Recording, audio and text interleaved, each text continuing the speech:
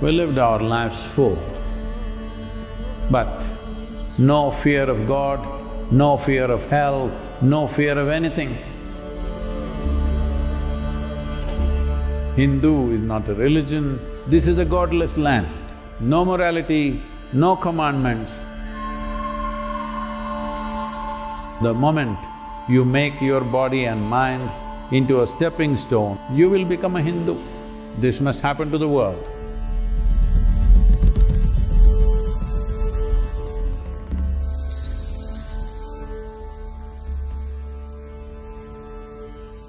Hindu is not a ism. Hindu is a land. And over a period of time, Hindu became a civilization. Hindu never was an ism, nor is it today an ism. Well, because of political situations, power tussles that happen among people, people will twist and turn whichever way they want. But the identity of Hindu is of the land that lies between Himalayas and the Indus-Sagara, which is the Indian Ocean, between the mountain ranges and the ocean. This land is Hindu. The people who lived here naturally became Hindus, so it got referred to as Hindustan, the land of Hindus. The land was Hindu, so people became Hindu.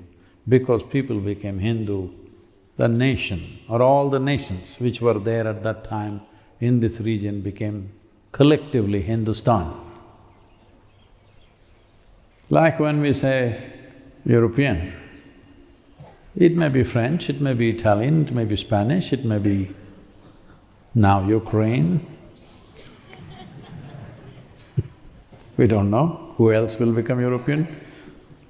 Turkey is becoming European. So, like that, different types of people, different kingdoms and empires during different times of history all got referred to as Hindustan. A civilization is not an outcome of one belief or one teaching, or it did not fall out of one book. Variety of things happened. In terms of geography, in terms of ethnicity, in terms of languages, in terms of culture, variety of things happened across this land. A variety which is quite unimaginable for most people. Over 19,000 languages developed. 19,000 languages just in Hindustan. That means there were that many cultures, that many types of people, that many kind of cookings. Yes. Various things, a kaleidoscope. Every which way you look at it, it's different. But what is it about? If human intelligence is freed from fear, guilt, and some silly reward somewhere else, whether you call it heaven, paradise, swarga, whatever you call it, some silly rewards up there, or fear of punishment, or guilt. If these three things you remove from human mind, naturally human intelligence will seek. Essentially, the idea of heaven or paradise or swarga is appealing only because they're infested with greed. What is here is not enough. Something more out there. Silly exaggerations of what you know here. If these three things are removed from human intelligence will naturally seek the ultimate nature of who we are. So in this search, this civilization encountered astronomy. Today, everybody's got intellectual property rights. India is the only country which doesn't have intellectual property rights. Everything that's Indian or that belongs to this Hindustan has been stolen and used all over the world, everybody claiming it as their own. Well, because they had gunpowder. That's a lot of power, you know. So, we encountered astronomy, we encountered mathematics. There wouldn't be mathematics in the world without this land and this civilization.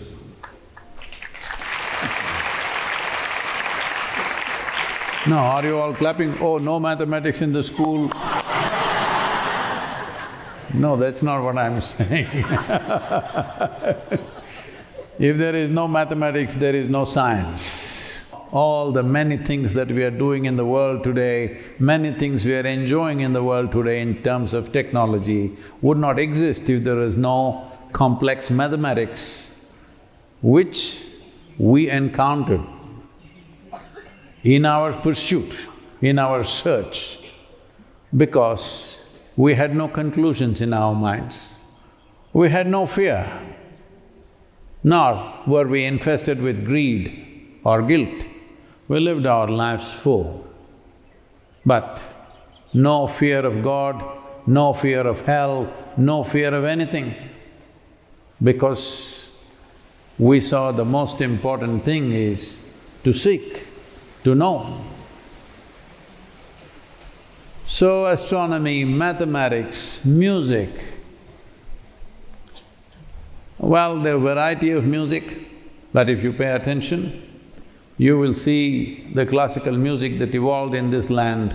In terms of complexity of its foundations, there is no other like it. This is not my opinion. The greatest musicians in the world will say this. When there is a complex foundation, what you build can be anything. There is no limit. If you do not have a complex enough foundation, what you build is minimal. What you can build is minimal. So there is a very complex understanding of mathematics, different aspects of it, particularly geometry, astronomy. This is the culture. Even 6,000 to 7,000 years ago, clearly we are speaking about the planet being round and planet going around the sun. We did not believe that Earth is the center of the universe. This came to us not because we were full of scientists in this country, this came to us because we were seekers. If you're genuinely into science, you must be a seeker. You can't be a believer and be a scientist. Simply not possible.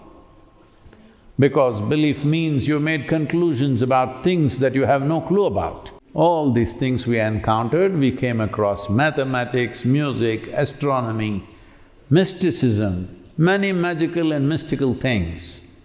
But we still pursued, because our pursuit was not to find this and that which we think is useful to us.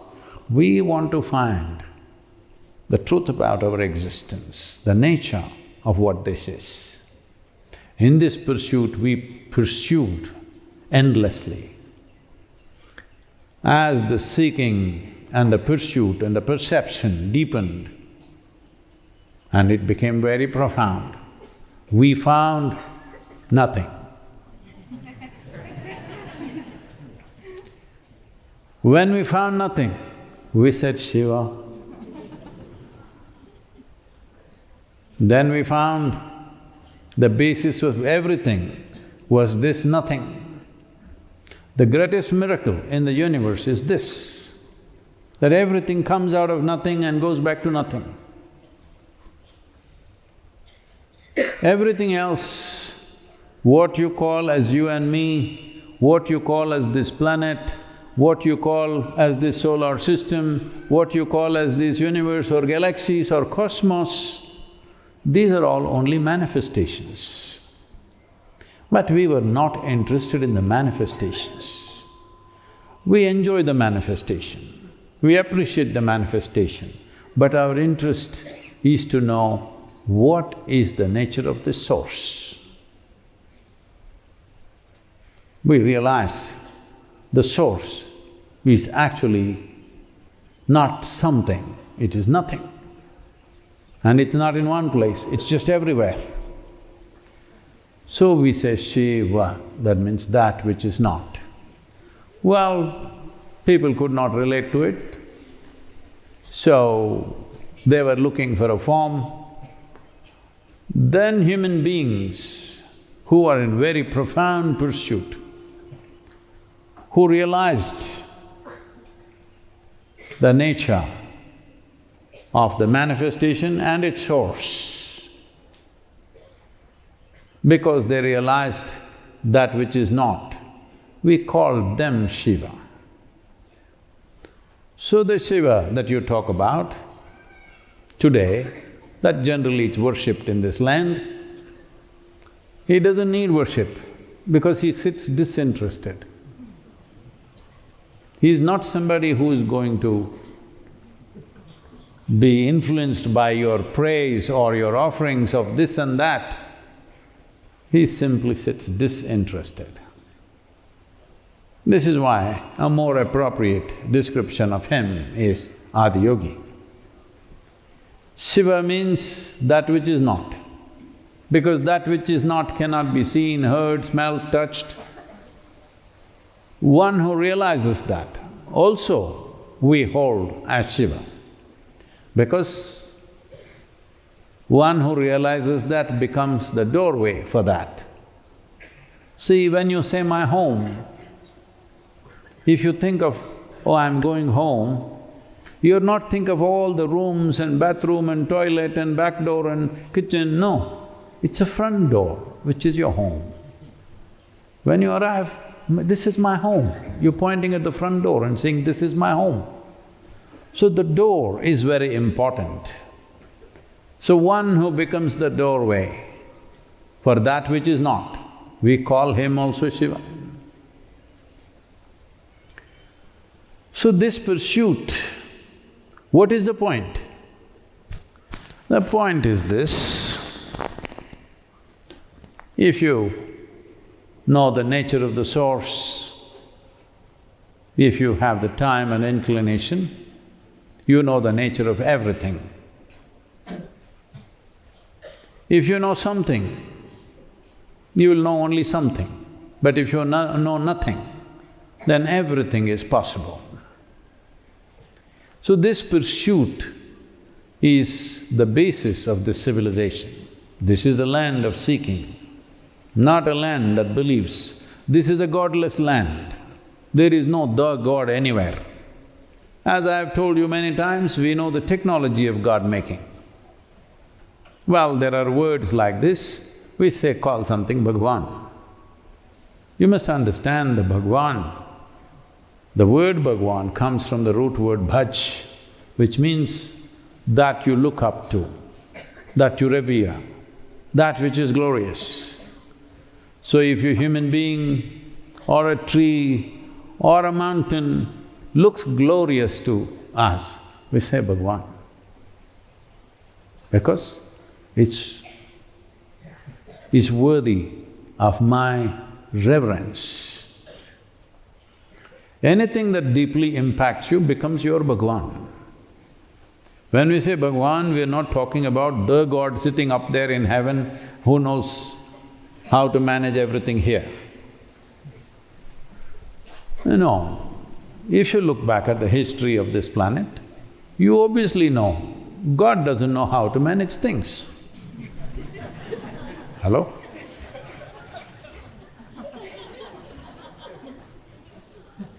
Are you willing to hand over your life to God and say, do it the way you want? No. Things that are not in your hands, you're willing to give it to him. Things that are in your hands, your money, throw it in front of the temple and go away, let me see. No. What you don't have, of course.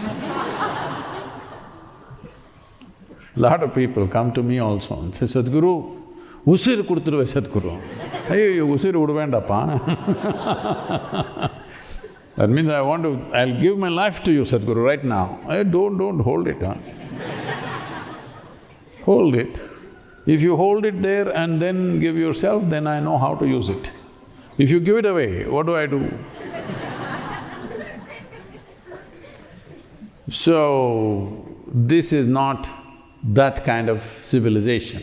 This is a civilization of exploration. And whichever way you explore, it is regarded well. You may explore in a very stable, proper manner, or you may explore in freaky ways. Whichever way, as long as you're seeking, in this culture it's okay. There are very systematic disciplines in the country, in this land. At the same time, there are absolutely wild ways. There are agouris, there are tantrics, there are variety of people. Because nothing is a taboo as long as you're seeking. As long as your intent is to touch the core of life that you are, knowing that the core of life is not somewhere in the center of the galaxy. The core of life is in every life. Whether you're a man, woman, animal, even if you're an ant, the core of life is within you also. All you have to do is find it. All you have to do is find access to it. You don't have to invent it, you don't have to make it up. You just have to find access. Life cannot be happening without the source of life throbbing inside, otherwise it'll not happen. So today, human intellect is not yet but definitely far more active than what it used to be 500 years ago or 300 years ago or even 100 years ago. Becoming less influenced by the dogmas of the times. The dogma can be your religion, the dogma can be the current political ideology that's going about, the dogma can be some local philosophy. At different times, different things have ruled human beings.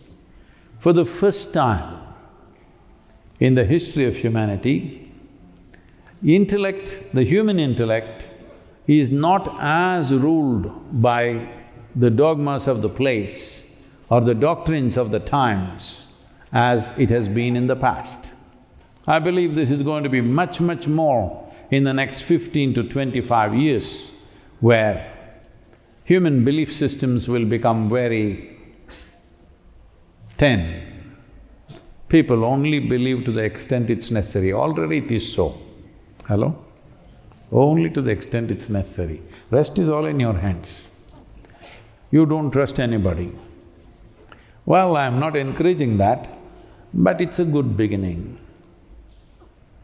That you understand, somewhere you understand, unless I handle this life well, it won't work. This means you understand my life is my karma, you're becoming a Hindu.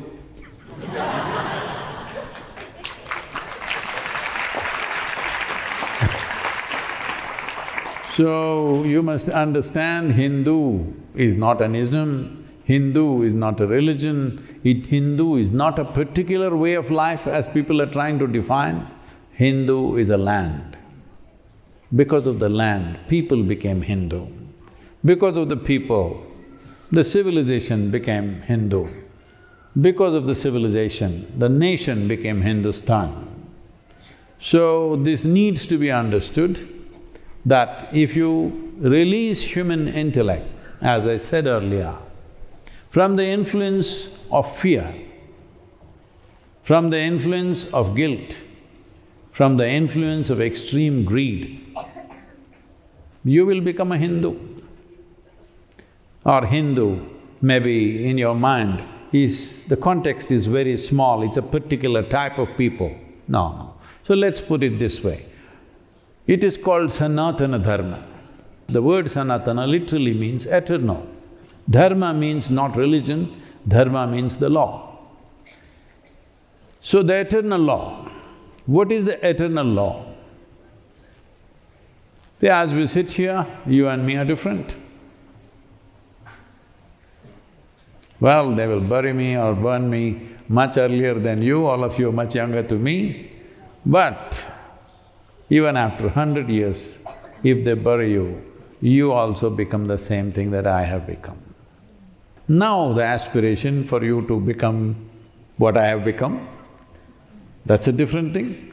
But when everybody is put back, everybody becomes the same thing without any problem. So the realization that everything comes from the same thing, will it happen to you with death or now? There's a big difference. If you're aspiring that it should happen now, you are a Sanatani. You're aspiring for your eternal nature. That means you are the Sanatana Dharma, not as a religion, not as a philosophy. You are in tune with the eternal laws. Only if you are in tune with the eternal laws, the limitations of this manifestation, the individual manifestation, has many limitations. These limitations you will suffer endlessly. No matter how endowed you are, you still suffer. No matter what you become in your life, you will still suffer because you are identified with the manifestation. You are not searching for its source. You have not found access to the fundamental nature of its existence, which is its eternal nature. Now, am I propounding, oh, there is something eternal within you, you are a soul and this will happen, that will happen? No. I'm saying, you understand, you gather the body and you shed the body. Once you realize this, there is enough intelligence in every damn head here to seek, what is this about? Okay, I gathered this and it's going to go one day. What is this about? Because this is not unreal, this is true. Your existence is true. These days, technology people are trying to look like sages with long hair, knotted, dreadlocks, you know, they're all trying to look like sages. It's a good trend. They're trying to look like the Hindu sages of the past. So essentially, a totally godless, philosophy-less, immoral is not the word, amoral. No morality, no commandments, no God, no philosophy. What kind of lousy people will they be? That means you don't trust the intelligence of creation. You think creation will be good only if some fools manage it. No, creation is good without management. It is just that once, as I said, if human intelligence is not encumbered with these imposed values of fear and guilt and greed, which is encouraged all the time, naturally this will seek its eternal nature. So what you call as the Hindu civilization, or better that we call it Sanatana Dharma, is a consequence of fearless, guiltless, greedless human beings. So, it is not because of Hindu way of life they became like that. Because they were like that, this is the consequence. This civilization is a consequence of that. But as all of us know, in recent history, in this land when we say recent, we are saying 1,000 years ago. In recent history, it has been ravaged like no other land. Probably most of you do not know, because those who wrote our history books and textbooks, they wanted to be nice to you, so they eliminated all the ugly parts of our history. so that we may once again walk into similar situations. But the land has seen, the people have seen enormous atrocities, atrocities which are way bigger than anything that is normally talked about in the world. The greatest things that we talk about in the world is how Africa was subjugated by the Europeans and how Adolf Hitler did what he did in pre-World War II times and what happened in North America to the Native Americans. But what happened in this land, both in numbers and quality of torture, much, much, much more. But this is the only land, after 1,000 years of extreme torture, we still retained our way of being.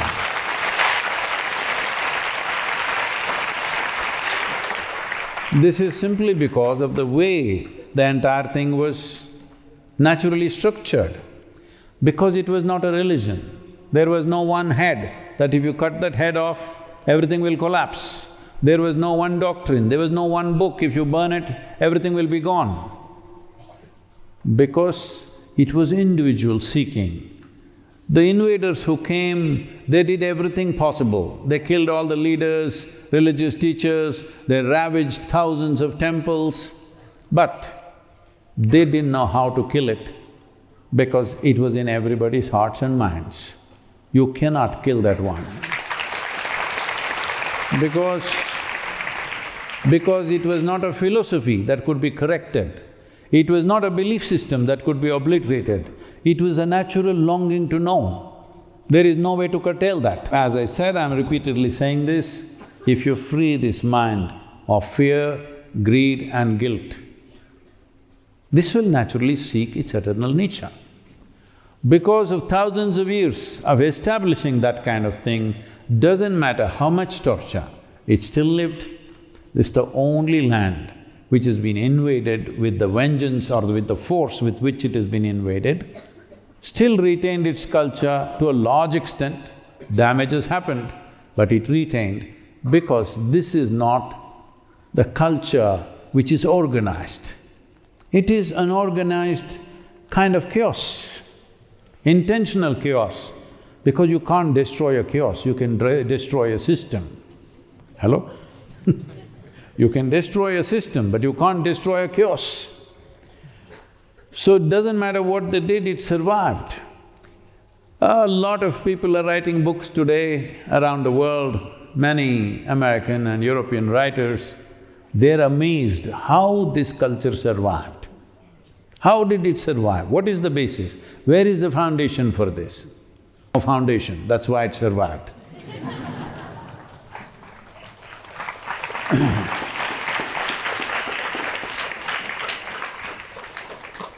Because the foundation is in our evolution, the foundation is in the nature of our existence. The foundation is not in what we organized as human beings. It is not a church, it is not some kind of organization, it is not…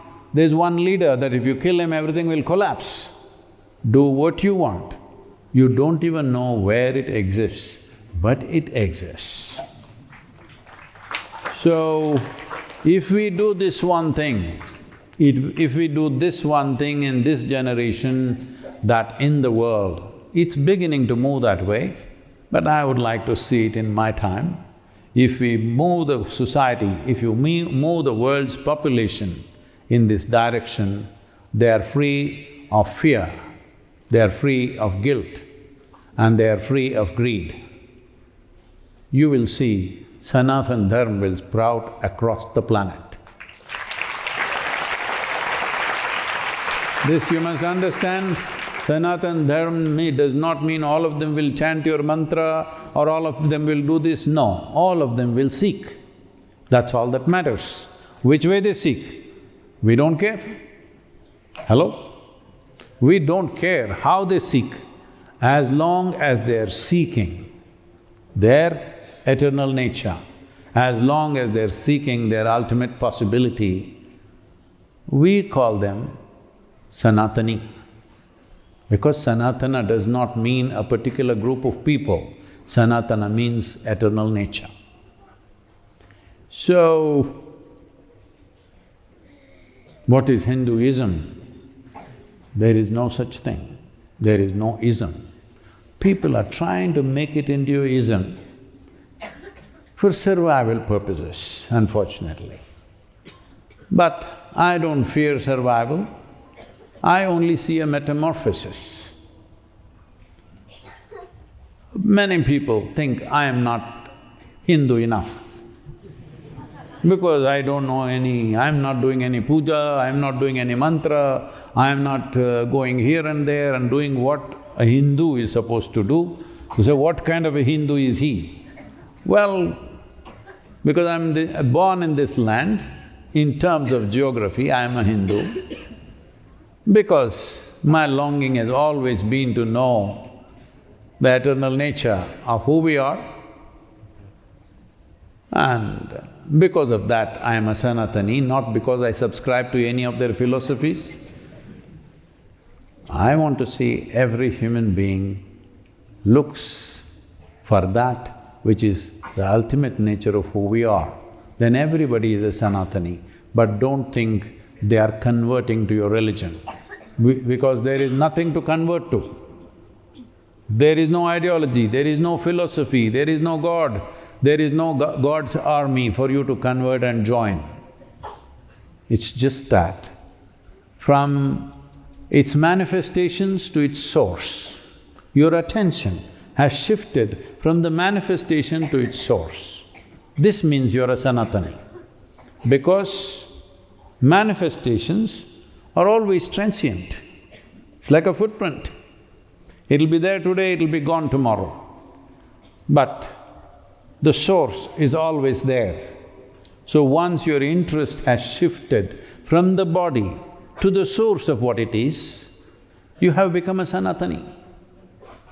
You're seeking the eternal nature.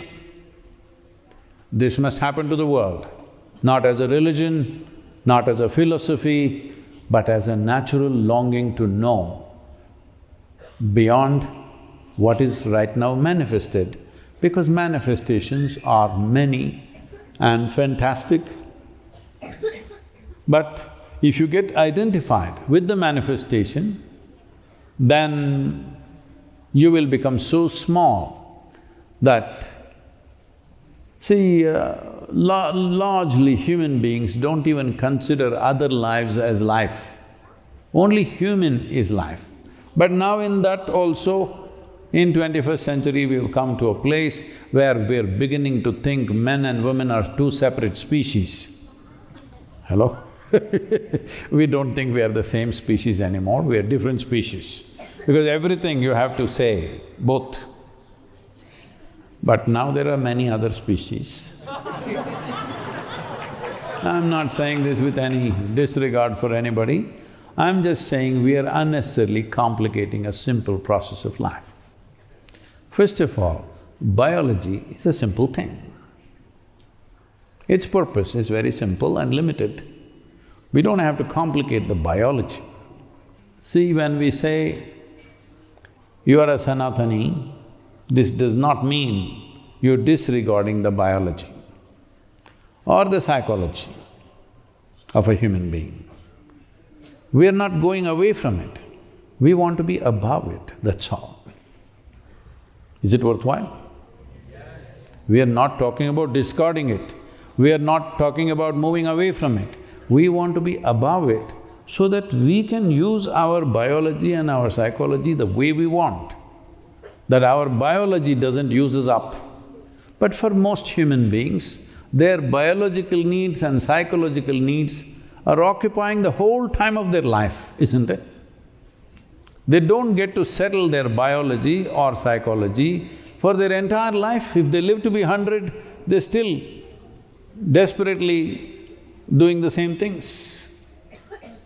So, Sanatana means this, that you're above the manifestation of physiological and psychological manifestations that we have, and that goes for every manifestation. But your biggest blocks are your own body and your own mind. If I take you to a place, let's say we took you to the greatest, most sacred place in the universe, There are steps. But you misunderstood steps as blocks. What to do? Tragedy you are, isn't it? Hello? Right now, that's all that's happened. This body, this mind, this level of cerebral capability, these emotions, these energies, this chemistry, these are all stepping stones. But you're right now experiencing them as blocks in your life. They're blocking you completely. Life is getting mortgaged just to settle physiological needs and psychological needs. You can call it what you want. You can call it religion, you can call it family, you can call it marriage, you can call it whatever. But essentially, life is getting mortgaged just to settle physiological and psychological needs. These are stepping stones upon which you should stand and climb and go beyond. But unfortunately, they have become sinking sands. So the moment you make your body and mind into a stepping stone and stand above that, you are a Sanatani.